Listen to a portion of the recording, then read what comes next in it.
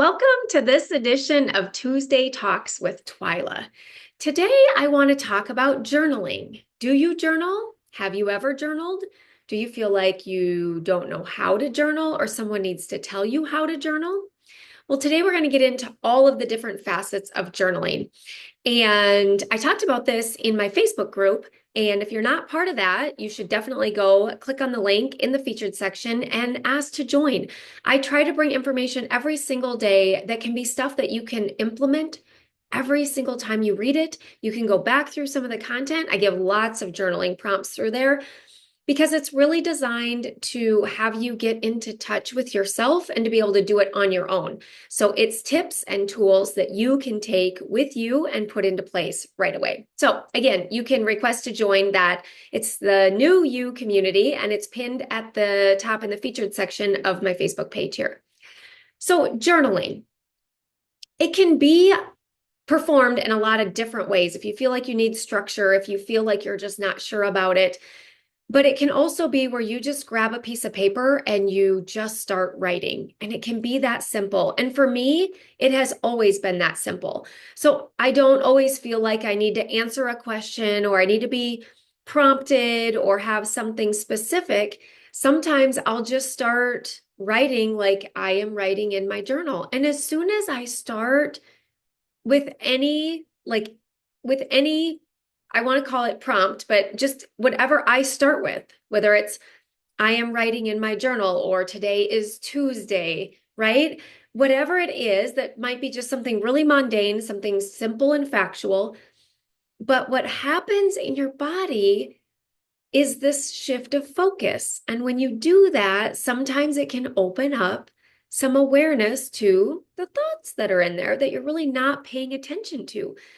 And for me, I think this is the most important reason to journal, because sometimes, especially when I'm working with clients and they get busy or they're like in the midst of whatever chaos or situation or circumstance, and I'll ask them to, reflect on what they were thinking or feeling in those moments.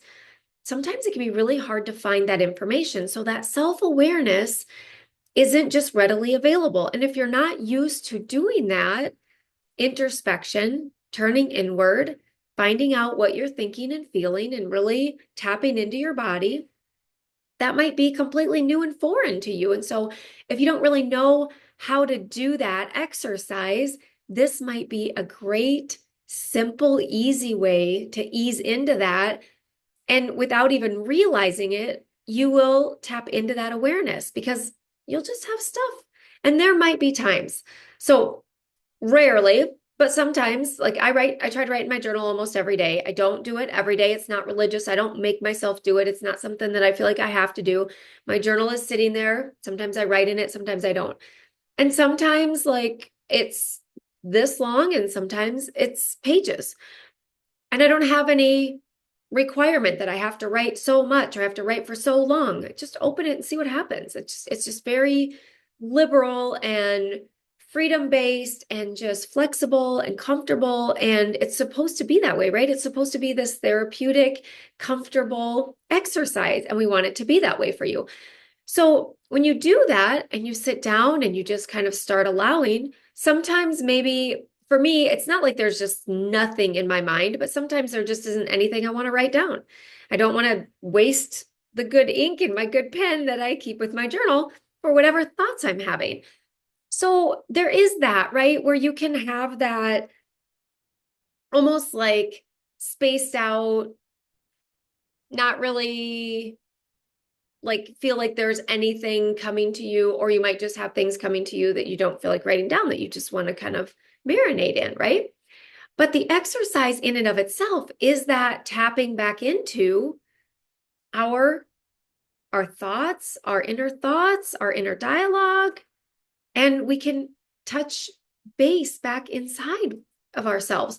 So if you're wondering, like, well, is there a certain way? Is there a certain style? It's completely up to you. So it can be just grab a sheet of paper and start writing.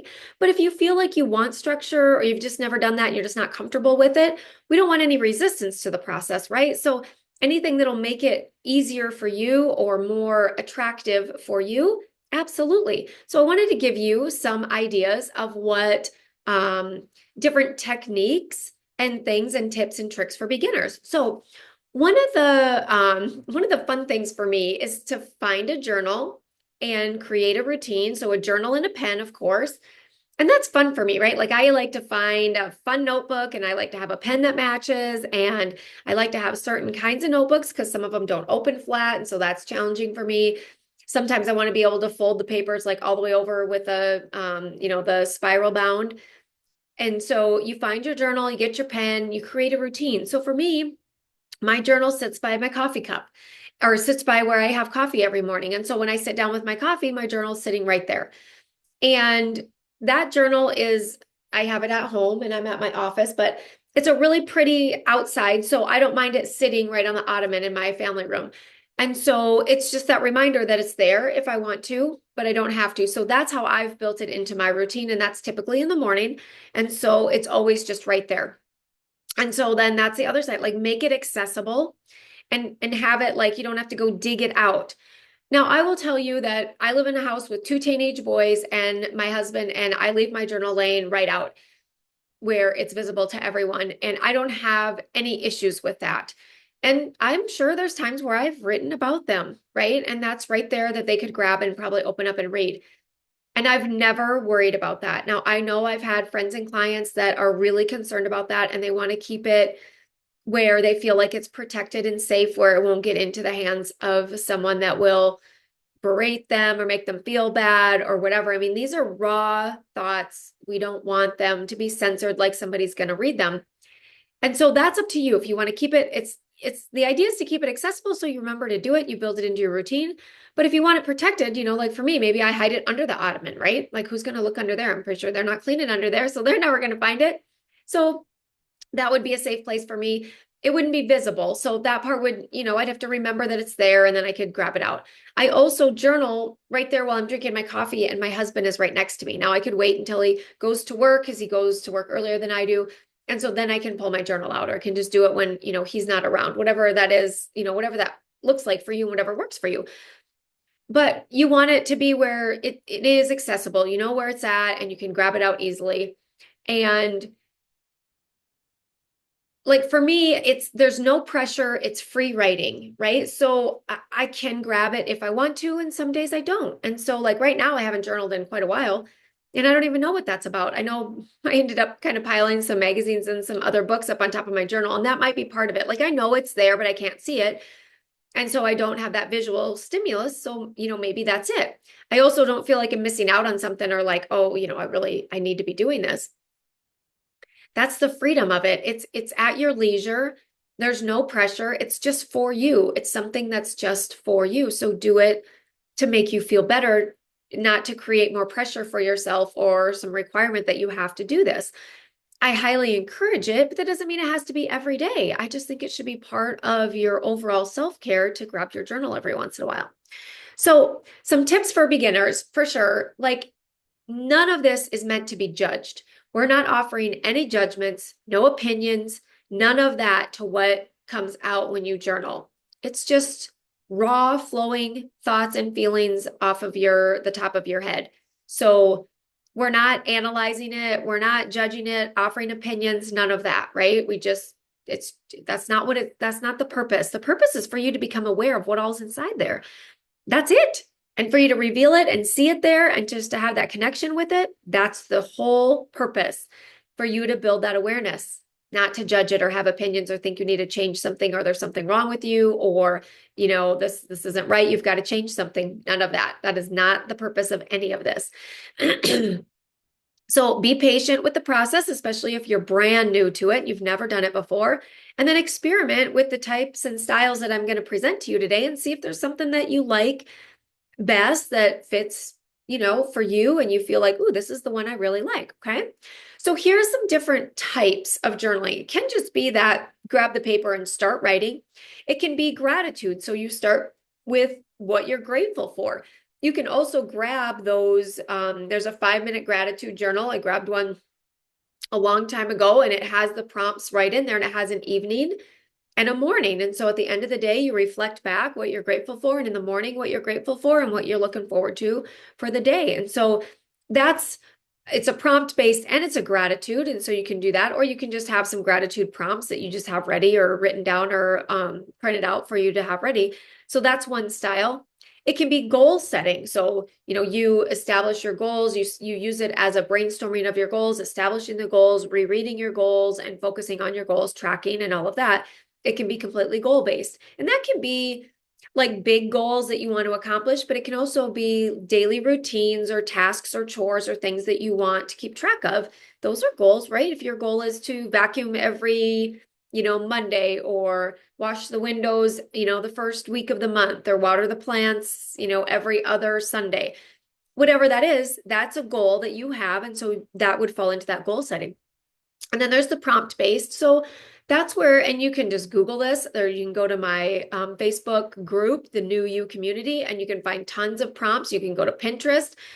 Easy to find journaling prompts. They are very prevalent. And so you can do that and just find something that that you resonate to when you find it, and then just start writing about that. And you might find that you only need like one question or a few questions, and then you just can go from there. And then, like I talked about in the beginning, the last one is this stream of consciousness, or a thought download, or a thought dump, or a brain dump. So this is where you just grab the blank sheet, you grab your pen, and you just unload everything that just comes freely to your mind. So that can be one where you feel like, okay, I don't even know where to start. So again, like there's days where I'm like that too. And I'm guessing that it isn't that I have like nothing on my mind. I probably have so much on my mind, I don't know what to focus on. So that's where I'll start. Today is Tuesday. Something so simple. And I can tell you that probably if I went back in my journal and watched read back through the ones that started that way, where I can tell I didn't already have like some stuff I was ready to journal about, write down. And it was today is Tuesday, or, something like that, or I'm journaling today. How much longer those are compared to the ones where I, have stuff readily available. It would be interesting. But that one is just that free kind of everything that comes to mind. And any of these can lead to that, right? So they can be intermingled. They don't have to be all this kind or all that kind. So like I start with the free form, and I just unload, or the stream of consciousness and brain dump, I just unload. Inevitably, I have tasks or chores or goals or things that come up in that, and I'll jot those down. Sometimes I'll go back and like, okay, I want to highlight all the tasks I need to do today, or this week, and I just came up with all this stuff. It's like, oh, don't forget to do these things. And I'll go back and highlight those. And so that can be part of my journal. I don't make it on a separate page. I don't do it separate. You sure can. But don't feel like, oh, I'm supposed to be just, unloading my brain. I shouldn't have like these chores or tasks or things that I want to accomplish. Absolutely, you should, right? Because that's what's in your mind. That's what you're thinking about. So that's totally fine to write into your journal. I need to water the plants tonight. I need to, make sure I take the garbage out, or I need to make sure I, throw the laundry in, or do this or that. That's totally fine. There's no restrictions. These are guidelines and ideas on how to do it, but it's just tips and tricks to get you going. There's no right or wrong here. That is the best part of it. And again, this is your personal journal. It's not meant for anyone to read it. It's not designed or should be written like someone might read it. No, it's written however it comes to you, and you should have the freedom and the no pressure, and just the casual comfort of just letting it flow however it flows, not thinking about anyone else, because it's not for them. It's just for you. So, okay. So again, if you have like this question, like, what do I write in my journal? Well, those things kind of gave you some ideas of what kinds of things that you can write in your journal. But I do have some things that like, you can use as prompts. And I do have all of this after I did a video in my New You community about this exact same content, and you can go pull that. And then I also have some sheets out there that have this information on it, so you could just snag them, and then it's all in one place. So what you can write anything you want in the journal, right? Like I just said, it's all for you. So it can be about your day, your goals, gratitude, thoughts, feelings, creative ideas. So whatever comes to you that is like, creative ideas, or just, things that you're like, oh, what about this? And what about that? You might be surprised all of the creativeness that comes up when you kind of open this opportunity for your brain to just give you everything. And it's not filtered, it's not being judged, it's just kind of open the floodgates. And that's absolutely fine. And you might find that you don't want to write it all down. Like, I don't always write everything down. So just keep that in mind. You don't have to journal everything that comes to mind. Like, oh, I can't even imagine writing all this down. No, you don't have to. The whole purpose of it is to connect with yourself and build that awareness. So if that's happening and you don't have the time or energy to write it all down in your notebook, great. Write some things down, maybe take shorthand or some key notes, just so that you have that mind-body connection between what your brain is presenting to you and the act of actually writing it with your arm. And so that it reinforces that connection. So I highly encourage that, but you certainly don't have to write it all out. Okay, so here's some ideas. So daily life and reflection. You could do a daily log that you record all your daily activities, experiences and interactions. And it can be more like, what did I do today? What was important about today? Things like that. And that's the next one. Reflect on your day. Think about what went well, what was challenging, what challenges you faced, and what you learned from it, right? Like, if we're dealing with challenges, if we can have a lesson out of it, that's always a win instead of just getting stuck in the challenge. Write about your emotions, explore how you were feeling, both positive and negative, and make sure that when you have those positive ones that we're celebrating that, right? Like, don't poo-poo that or think that, it's no big deal. It is a big deal because our life isn't always happy, right? We have an equal amount of happy and sad. I mean, we don't want to be happy when tragic things happen. So we have both in our life. Celebrate the happy and, work through the sad or the positive and negative emotions. And you can write about that. The gratitude journal, things you're thankful for, the journal prompts, dreams and aspirations. You can just sit and dream. Like, what would be my dream for next year at this time? And just explore and see what your brain comes up with. And maybe you do that every day for a week, and every day you just come up with new, amazing, creative ideas of dreams and aspirations that you have that maybe you haven't been listening to for a while, you've been stifling, ignoring, and now you're allowing that to come up. And it's like, whoa, there's all kinds of ideas here. Absolutely connect with that stuff, right? Overcoming fears. If you have situations where you did overcome the fear, or you faced the fear, or you didn't overcome the fear, how that was for you, what came up, and how it all turned out. And then it can be brainstorming or idea generation. So you're just jotting down just general ideas or thoughts and creative concepts. So maybe not necessarily for dreams and aspirations, but just some creative brainstorming ideas, right? And then there's the personal growth and development section. So the goal setting and tracking, and that can be where you're keeping track of your goals and you're tracking your progress.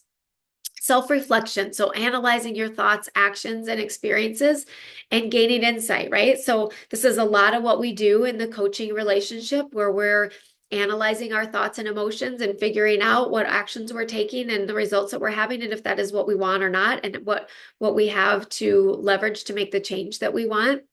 And then positive affirmations, just write down how you want to compliment yourself. Write down positive statements about yourself. List all the things that you love about yourself. List all the things you like about yourself. List all of the abilities that you have, the things that you've conquered.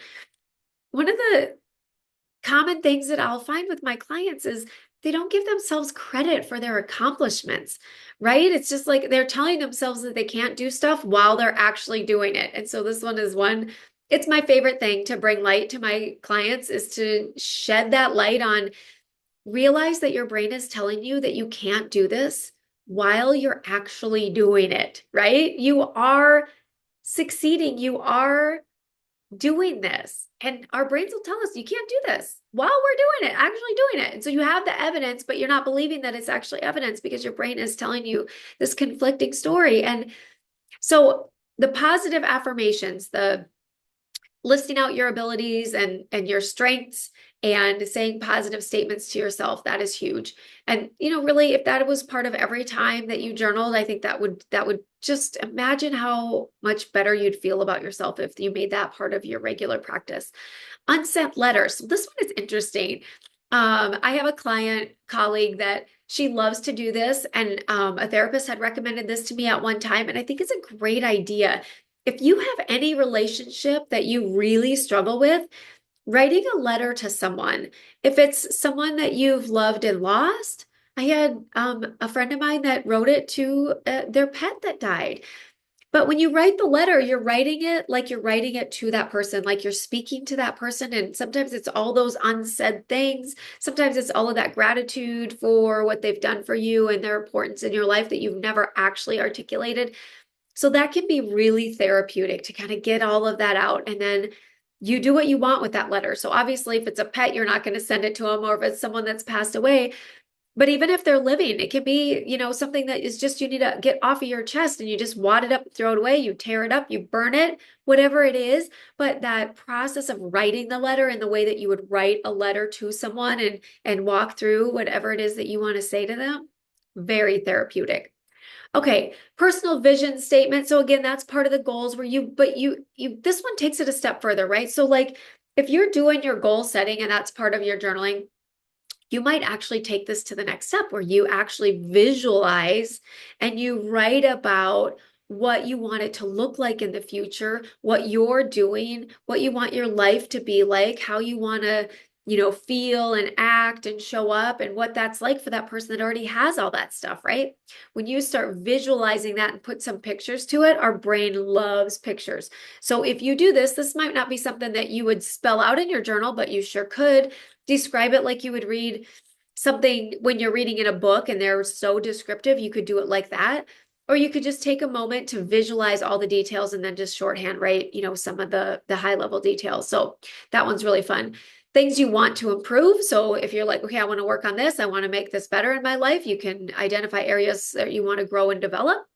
And then compliments to yourself, practice self-love and appreciation. This is basically part of that positive affirmation style of writing, but we always want to be kind and compassionate with ourselves for everything that we're going through.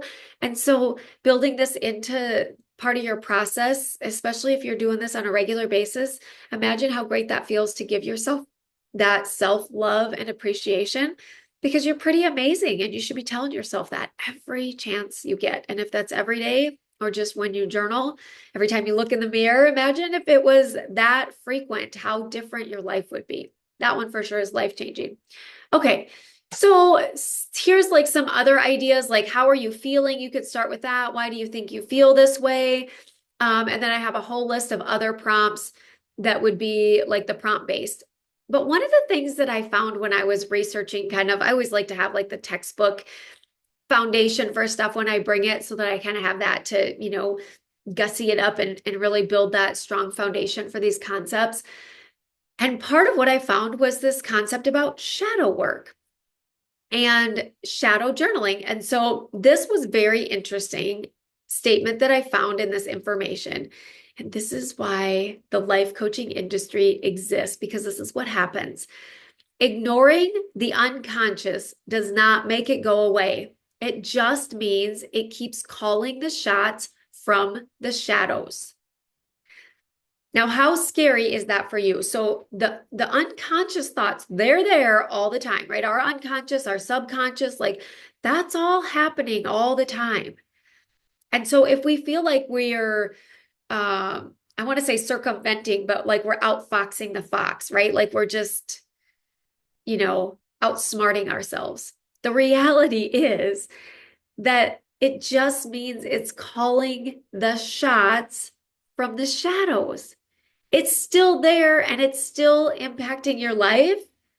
You're also, sticking your head in the sand to that piece of it as well. So if you feel like you're ignoring it or suppressing it or shoving it in the closet and we'll deal with that another day, and it's not actually impacting you, the reality is it is. It's just calling the shots from the shadows. It's still calling the shots. So ignoring it is not the solution. That's why I feel like journaling is so important, because it reconnects you with that awareness of that unconscious or subconscious thinking. And so it allows that to come up. So what it says is shadow journaling is about stepping into that discomfort, facing what's hidden, and accepting the messy, beautiful spectrum of who you are, light and dark, joy and pain, chaos and clarity. So it's facing the discomfort, right? Like stepping into that discomfort because it's not going to be comfortable to find that, you know, subconscious, unconscious thinking and facing what's hidden, the stuff that you've kind of tucked away, and then really just having a moment of accepting and compassion that it's there, not resisting, not trying to change it, not, rejecting it, just allowing, just becoming aware of it and connecting with it. Because that's what it wants. That's why it's there. It's trying to get your attention, and stifling it doesn't actually change what you have happening in your life. It makes you think that you're outfoxing the fox when in fact you're not. So the act of the reconnecting and the building awareness, that all happens with journaling, like that's all part of that process. So that's why we say be patient in the beginning and don't pressure yourself, right? Like if this is brand new work to you, be very kind and compassionate. And I feel like I cannot stress that enough, because I think that we all have like this instinct to just judge immediately, offer opinions, judge it. We don't like it. We want to change it. There's something wrong with me. I shouldn't be thinking this way. None of that has a place in this exercise process. It doesn't do you any good. So you want to come to it with a very kind and compassionate perspective and allow whatever comes up, and just be kind to yourself and allow, and no judging. Just let it be there, right? So the last thing that I wanted to talk about a little bit with the shadow side of it. So part of that is the stuff that you're hiding can be very emotional. And so that can be part of that discomfort and that challenge of even allowing some of that. And so that's why we say to have patience, because there might be times where some of that comes up and you're like, "Bah," and you want to stifle it. And maybe sometimes you allow it for a little while and then that's enough. And then the next time you're able to allow it for a little longer and that's enough. Whatever that process looks like for you is unique to you and your situation and what you have going on. And just know that it is unique to everyone. So if you feel like you should be able to, or, anytime we start shoulding ourselves, like there is no should here. There's just, however it is what it is. So if it's painful and you can only allow it for a very short time and then you have to redirect, okay. But you're still building awareness as you're doing that. You're more aware that it's there. You're maybe more aware what it is. Maybe before you just knew that there was like this whole, pile in the closet, and you're slowly kind of working through what all's in there. And so you're becoming aware of what all's in the pile. Maybe that's the first step. And maybe you tease out one thing and then maybe one thing, and maybe, you don't even do that. You're just like, okay, I'm aware of how big the pile is. Now I'm aware of how wide the pile is. Now I'm aware of how deep the pile is. So whatever pace that is, just work within what you're comfortable with. But we don't want to, like, I say that you should be comfortable through the process, because we don't want to send you into like this, this spiral of, reliving old traumas. The idea here is that these are just, more not traumatic emotions. They're just emotions we don't want to feel. Fears and doubts and, maybe shame and guilt from different things that we've experienced in our life. And we don't like that, shame for sure. And guilt, we do not like to feel that. So those are definitely ones that are typically found in our closet pile of emotions that we've been stifling. So just know that it's normal for it to be uncomfortable. That's part of the process, and it's okay. Nothing's gone wrong. There's nothing wrong with you. And you tolerate it at your level, at whatever you're willing to, that you're comfortable with. And know that it's kind of like lifting weights, right? Like, so when you first go into the gym, you're not going to lift the weight that your friend who has been lifting for 3 times a week is going to lift, probably, right? If you're same body type, there's a lot of things that weigh into that. But even for yourself, you're not going to start your workout plan with the weight that you're going to end with, right? You're going to start with lower weights and probably lower reps until you build some muscle if it's your very first time lifting weights. So this very much is a muscle we're going to flex, right? We're going to get better at it. We're going to get used to the discomfort, and then we're going to be able to, handle a little more discomfort. And we know that this discomfort is our growth and our movement forward. It's good for us. It's a good discomfort. Wallowing in these negative emotions is not progressive discomfort. And that's not what we want to do. We want to be becoming aware of this stuff, aware of the emotions, build the awareness with ourselves, allowing and having compassion and working through and just starting to build this relationship with ourselves where we're able to tap in, we're able to become aware and be open to it instead of something comes up and we quickly shove it in the closet. So know that it's different for everyone, that there's no right or wrong. There's nothing wrong with you. Nothing's gone wrong. And this is just one of those tools that you can utilize at your leisure. Doesn't have to be daily, doesn't have to be pressured. It's something that you should desire to do and then have the freedom to do it in whatever way, shape, or form fits your comfort level. That is something that you enjoy doing, that you feel connected with and can feel comfortable with, all the well knowing that there might be things that are uncomfortable and there might be parts of it that you just, can only tolerate for certain periods of time. So understand all of that related to that and understand how important this work is, because the shadow, the unconscious, subconscious thoughts can still be calling the shots from the shadows. To me, that is the reason to do this work, because we want to show up to our lives with intention, right? So we want to do things that we intend to do, that we need to do, that we want to do. We don't want them to be some unconscious calling the shots. We don't want that. That does not create a life that feels purposeful and intentional and connected, right? If you're not connected with your subconscious and it's calling the shots, you're not going to be connected to the actions and results that you have in your life. So that is the purpose and the importance of all of this. So if nothing else, maybe that will just kind of like, oh, I don't want that happening. That might just be enough motivation for you to be like, okay, I'm going to try this. I'm going to give this a shot. And I'm going to try it. Let's say I'm going to try it for a week, or I'm going to try it for a couple of days. I'm going to try it one time and see what happens. I will say that if it's brand new to you, one time probably isn't going to be enough to just get a really good feel for if it's, this style is a good fit. So have patience with it, dabble with it here and there, try, experiment different methods and styles and see what you like the best and what works for you.